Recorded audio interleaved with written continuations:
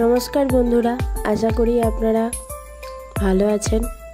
আজ আপনাদের সকলকে মা বর্গভীমার দর্শনের কথা বলবো।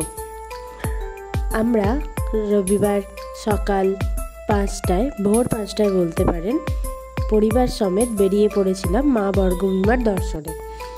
তমলুকে মা বর্গভীমা 51 শক্তিপীঠের মধ্যে অন্যতম বা বিখ্যাত। এখানে মায়ের গোড়ালি পড়েছিল, তাই বিখ্যাত। আমরা সকাল সকাল ভোর 5:10 ট্রেন ধরে চলে গেলাম হাওড়া এবং সেখান থেকে চলে গেলাম সাঁতরাগাছি, এবং সাঁতরাগাছি থেকে আমাদের 8:10-এ দীঘা স্পেশাল ট্রেন ছিল, সেটি ধরে আমরা পৌঁছে গেলাম তমলুকে। সেখান থেকে টোটো করে আমরা মায়ের কাছে পৌঁছে গেলাম এবং সেখানে আমরা পুজো দিলাম মায়ের কাছে।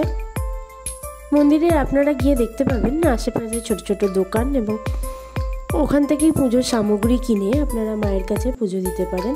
এবং মায়ের কাছে ভোগ খাওয়ার ব্যবস্থা আছে, আপনারা চাইলে ওখানে কুপন কেটে মায়ের ভোগও পেতে পারেন। মন্দিরের উপরে উঠতেই আমরা দেখব মায়ের মন্দিরের মূর্তি সেটি একদম বাইরে থেকে পরিষ্কারভাবে দেখা যাচ্ছে। বিশাল বড় মন্দির চত্বর, যেখানে বিভিন্ন দেবদেবীদের মন্দিরও আছে, আমরা সেগুলোও দর্শন করলাম। এবং তার পাশাপাশি একটি মানত গাছ রয়েছে, যে মানত গাছে আপনারা নিজেদের সুতো বেঁধে মনের ইচ্ছা পূরণ করতে পারেন। অনেক মানুষ এখানে আছেন মায়ের মন্দিরে মানত গাছে সুতো বাঁধছেন এবং তাদের মনস্কামনা জানাচ্ছেন। এছাড়াও রয়েছে একটা মায়ের পূর্ণ পুকুর।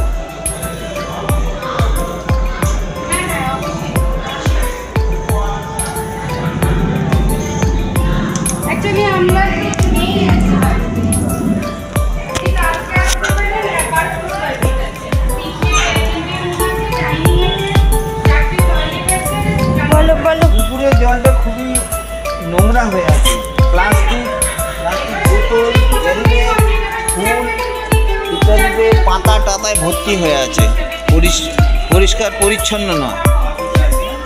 তারপর গাছে চারিদিকে আগাছা জন্মে গেছে, অসুখ বাড়িয়ে আছে। এটা